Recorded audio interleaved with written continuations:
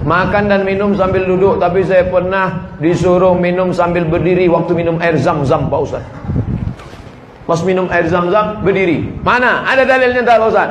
Ra'ana Rasulullah sallallahu alaihi wasallam yashrabu zam-zam qa'iman. Nabi sallallahu alaihi wasallam minum air zam-zam berdiri. Nah, kata Ustaz Somad minum duduk. Kenapa Nabi Muhammad minum berdiri? Kenapa minum air ini mesti duduk? Karena waktu duduk saringannya telentang, ketika berdiri saringannya telungkup. Minum air zam-zam berdiri tak perlu pakai saringan, karena air zam-zam air yang tersuci di dunia.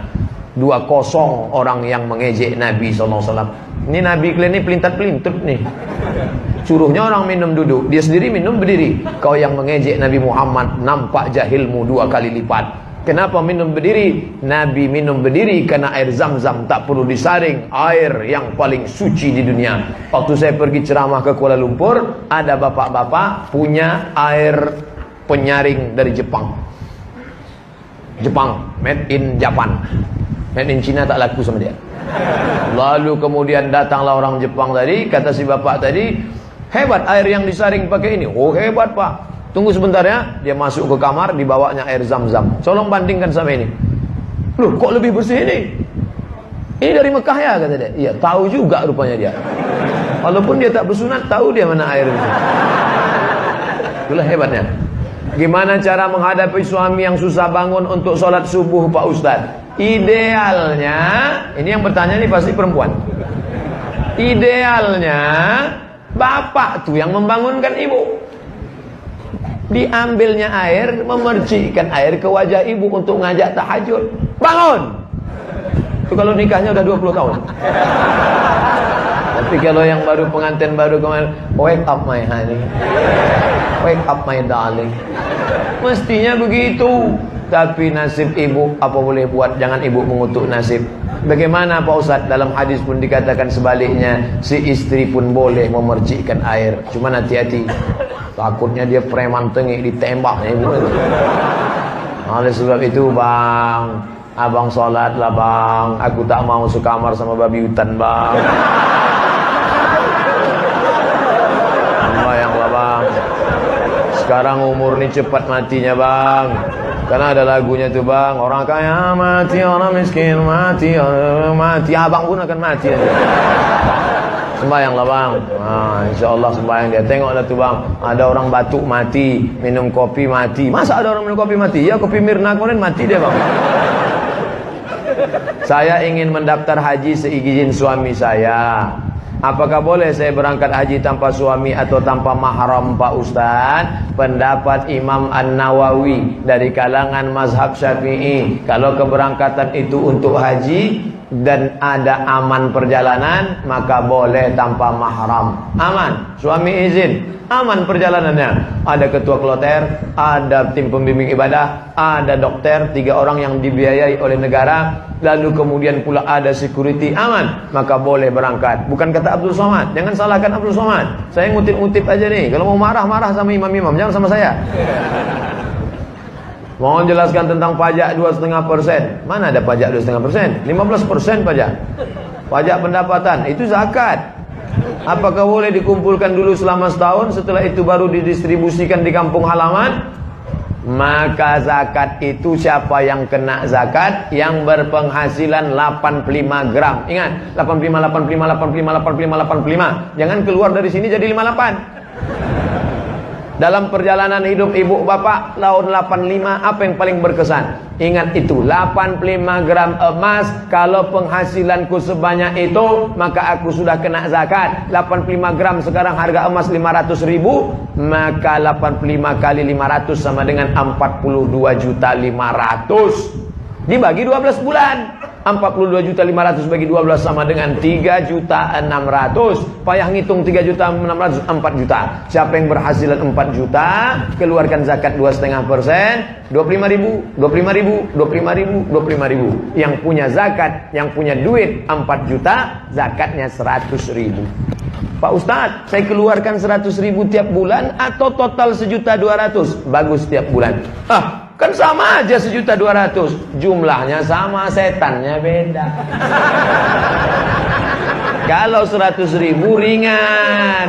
Tapi kalau sudah 1.200.000, allazi waswisu fi sudur. Mau kemana bro? Mau bayar zakat. Berapa? 1.200.000. HP Android 1.300.000. Tengok.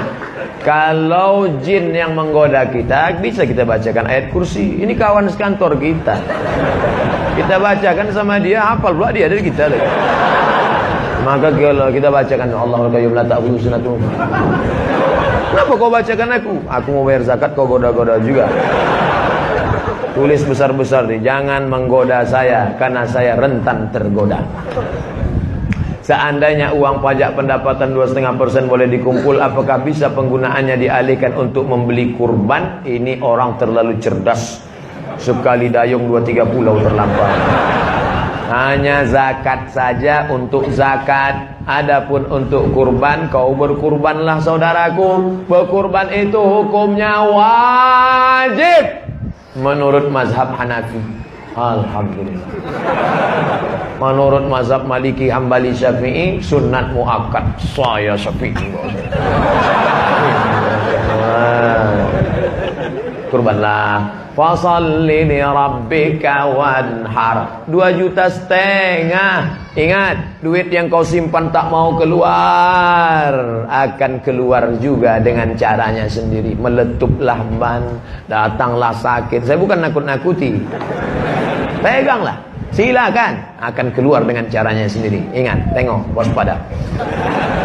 Saya ingin mengakikahkan anak saya, tapi saya belum diakikahkan.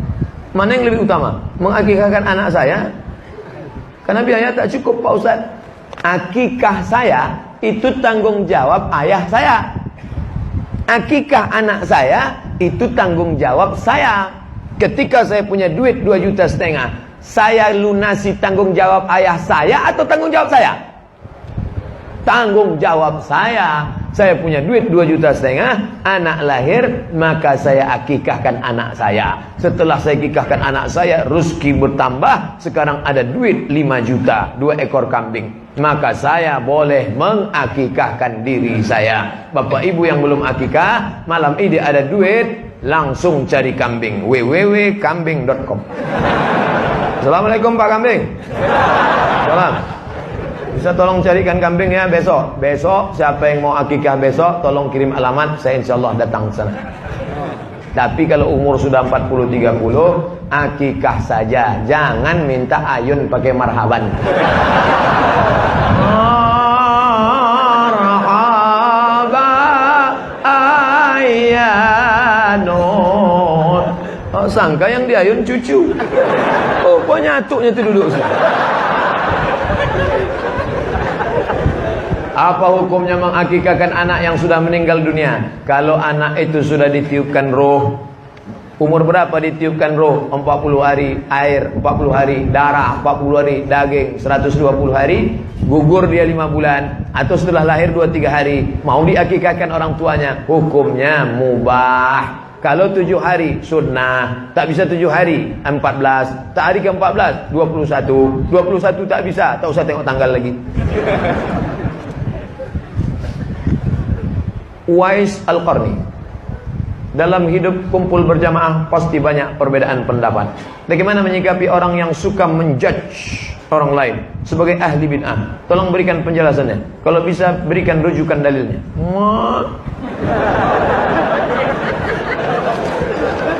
Tidak boleh. Ini saya kutip pendapat Ustadz Abdullah Hadrami, saudara kalangan Salafi dari Malang.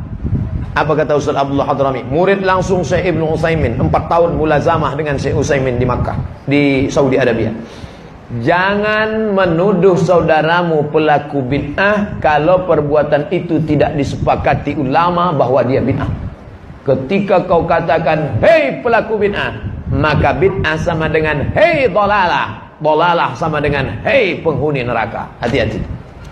Selama masih ada dalilnya, tak boleh kau katakan itu perbuatan bid'ah. Tapi kalau sepakat ulama bahwa itu bid'ah, maka kau mesti menegakkan bendera kebenaran. Bid'ah, batil, haram. Tapi selama dia tidak bid'ah, ada dalilnya. Dalil dari jauh, dalil dari dekat, dalil am, dalil khas, tak boleh kau katakan bid'ah. Apakah jodoh juga harus wajib kita selipkan di doa?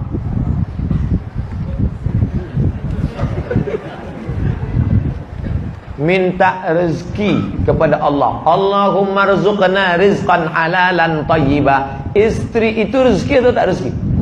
Rezeki, duit rezeki, kebun rezeki, rezeki, istri rezeki. Makanya kita diajarkan doa, Rabbana hablana min azwajina, berikan kepada kami istri, wa zurriyatina, anak-anak, qurrata a'yun, yang sejuk dipandang mata. Keluar kita dari rumah panas, begitu menengok dia sejuk mata kita menengok. Masya Allah. Sedang lelah di kantor ditekan atasan, di jalan kena razia pula.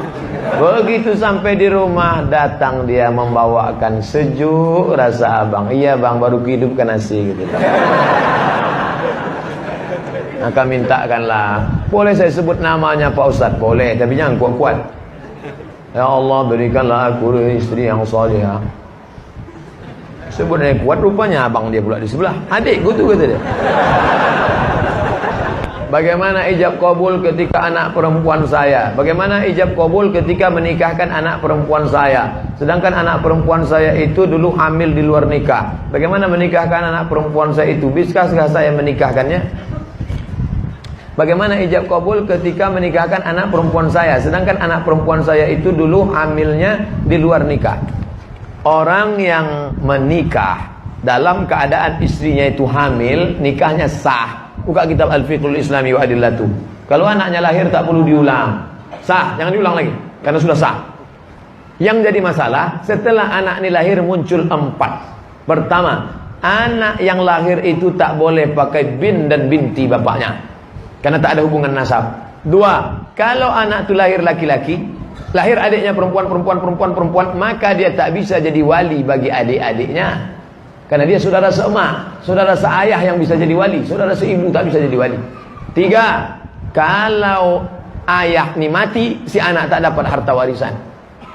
4, kalau anak ni gadis dipinang orang, bapak tak bisa menikahkannya. Walinya siapa? Fasultan waliyun man la waliyalaha. Walinya wali hakim. Pak Kua menikahkan. Pak Kua, ada yang mau kubicarakan 4 mata. Kata Pak Kua, jangankan 4, 3 pun bisa. Aku 25 tahun lalu bukan orang baik Pak Kua, sekarang memang baik. Kata Pak Kua, memang aku tengok tanda-tandanya.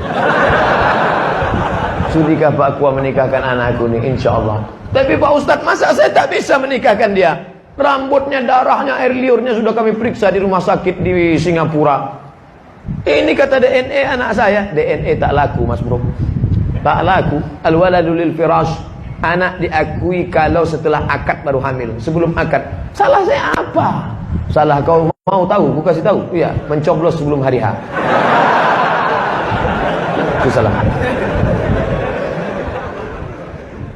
Tak sah menurut KPU.